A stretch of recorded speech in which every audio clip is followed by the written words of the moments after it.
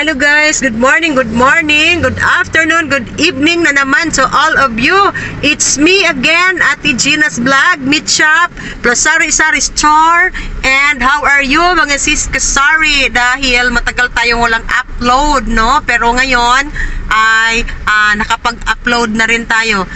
Kami ay galing sa SNR. Nag-pick up kami ng 1/2 pork carcass kasi yung aking supplier guys ay short sila sa pork carcass ngayon, si Chubbs at saka si DVS, no? Mabuti na lang at merong stocks dito sa SNR. And then hapon na kaming nakapunta dito kasi nandoon sa bahay yung aking dalawang apo. So nagbanding muna kami at hanggang ngayon ay nandoon pa sila sa bahay. Iniwanan na lang namin kasi hapon na. And then meron din tayong isang case, no, 20 kilos na drumstick, chicken drumstick kasi mas mura dito sa SNR kaysa sa palengke. So yun yung napamili natin and then kami papauwi na dahil kailangan na naming i-debone ito dahil pag 3 o'clock ay kailangan makapag-display na tayo sa aking table, Meat Shop. And then shout out sa inyong lahat mga kasari, shout out to all of you guys na andyan pa rin, no? Nanonood ng aking mga uploads kasi hindi na tayo araw-araw makapag-upload. Pero ngayon sisikapin natin na meron tayong upload at least every other day. Kasi guys, nung mga nakaraang buwan ay busy kami sa processing ng mga papilis ni Mr. Kasi si Mr. ay mag-LDR na kami, malapit na kaming mag-LDR, di ba Mr.? So malang LDR. Unsa daw ng LDR? Ay basta mauna na. Kasi guys si Mr. ay iiwanan na niya ako. Siya ay magngingibang bansa na. Pupunta siya ng Canada kasi nandoon yung anak namin. Graduation ng aming anak. So by May puhon pupunta na siya ng Canada at ako na lang ang maiiwan sa Meat Shop namin at saka yung aking sari-sari store sa bahay ay i-close na namin by April. So kaya nga wala na akong update doon kasi pinapaubos ko na yung aking mga stocks sa bahay para doon na lang ako sa Meat Shop mag-focus. Okay, kita-kits sa Meat Shop mga sis kasari, and thank you so much for watching again my YouTube channel. Bye-bye!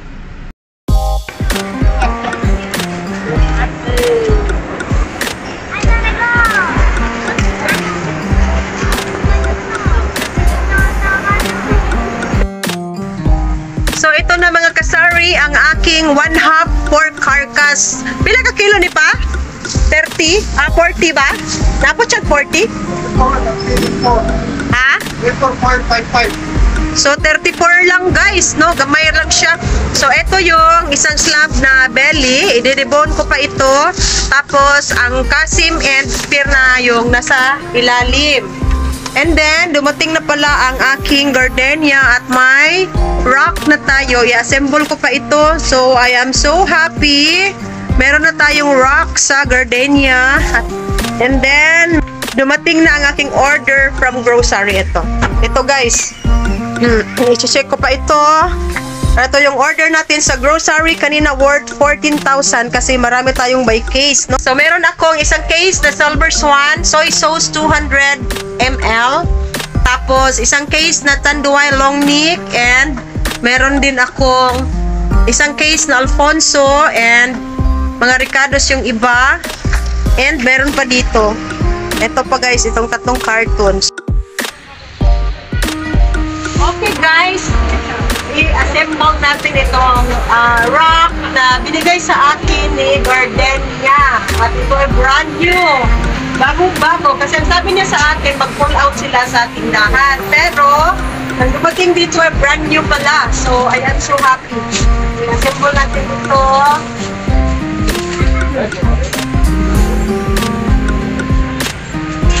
Lugid siya. Blue and red. American color.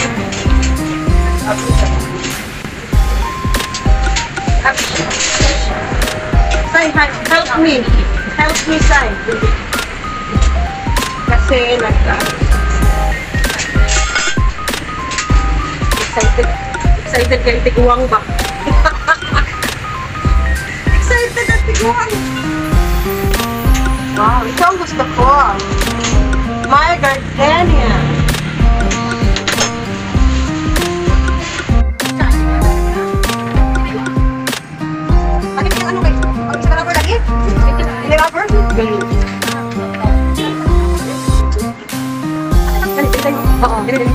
Oo. OMG.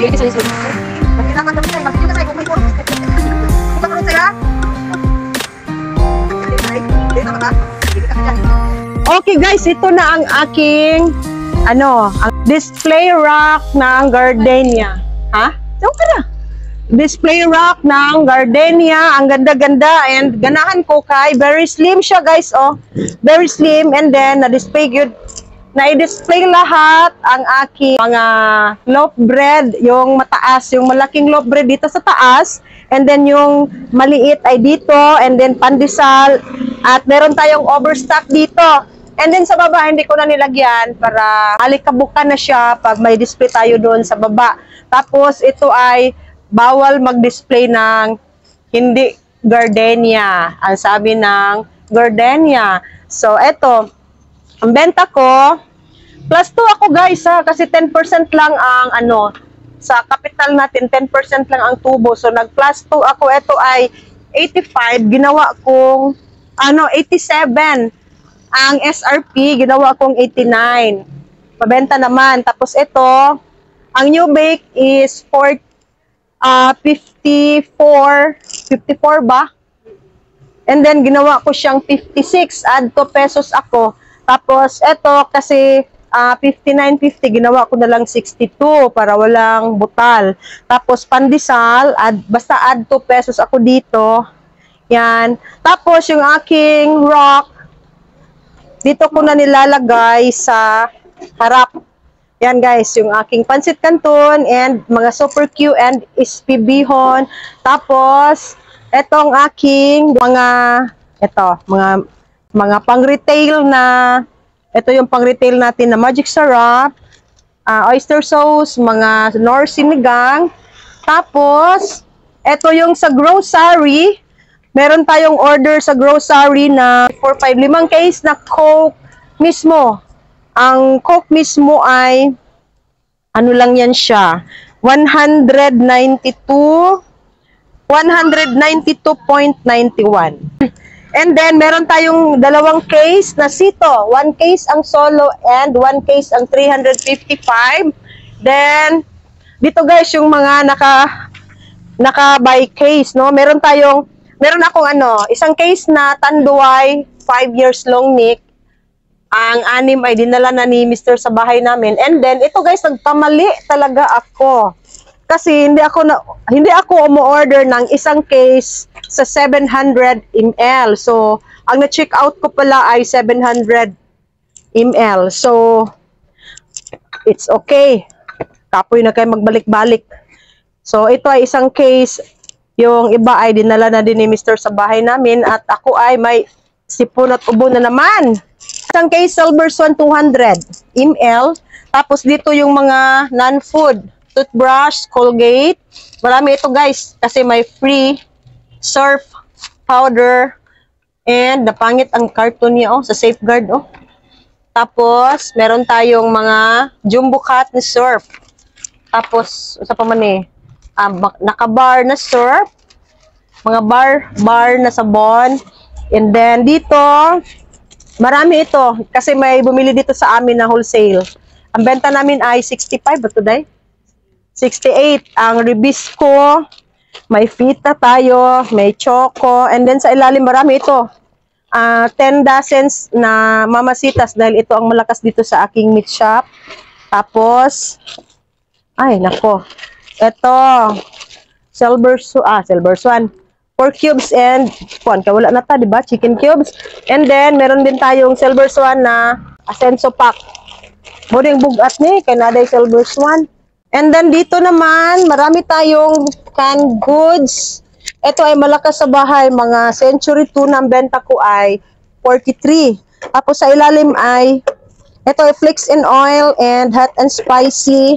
And sa ilalim ay mga Argentina corn beef. Ako ay sukli, day. Argentina corn beef. And meron pa tayong ano dito, mga kasari. Meron pang mga biscuits. Sige, say, kambyuin na lang, say. So, ito ay tig 2 dosenang pork cubes and chicken cubes. Tapos, ito guys, dinamihan ko talaga. Ito, spicy na crispy fry and meron tayong mayonnaise and mga candies. Mentos at Chucky and ang dami kong stocks na Nestle cream kasi save 15 tayo. 114 lang sa grocery.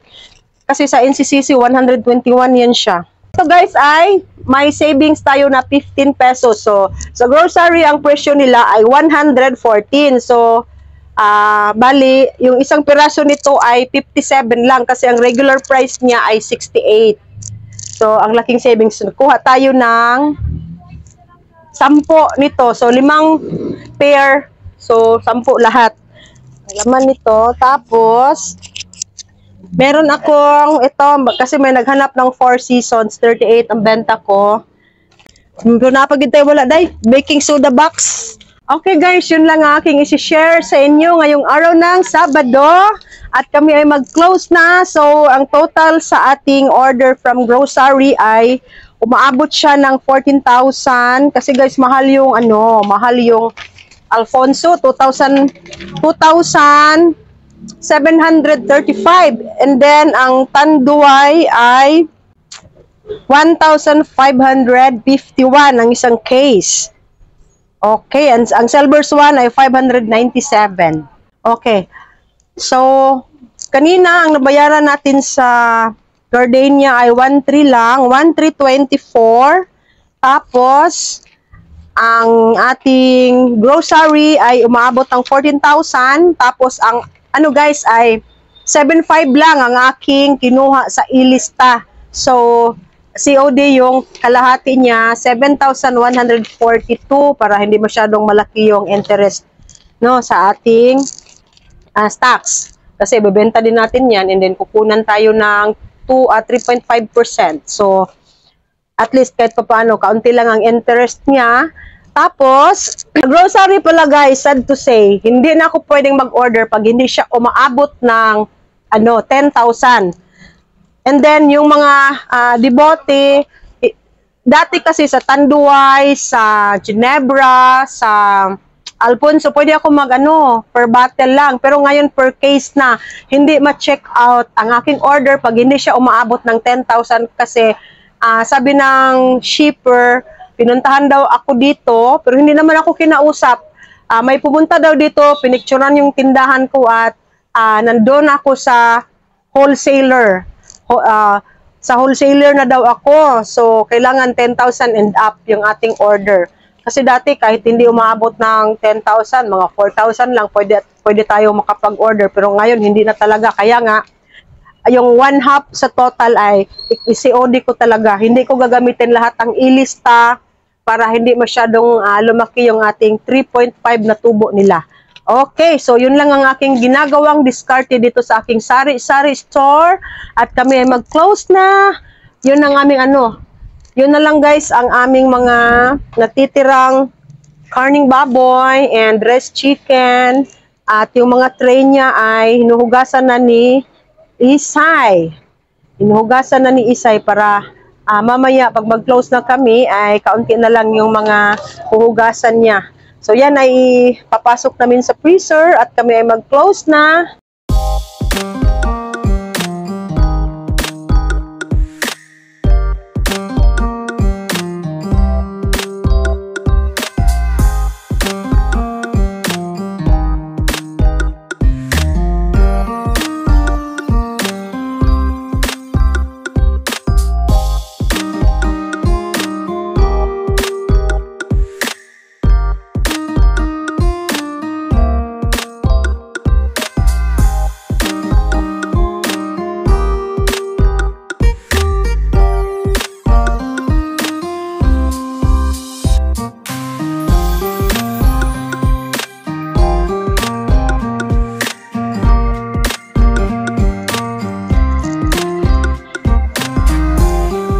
Yan yung ice cream natin.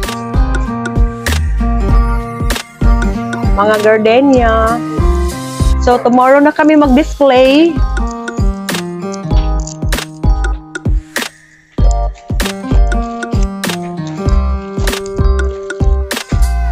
Patluban na lang nato ni balik. Bukas na ito. Because, gabi na. Pagdala kong Colgate sa balay, kaya walay Colgate doon. Kaya nidalo na ako ni sa balay. Tapos bar soap.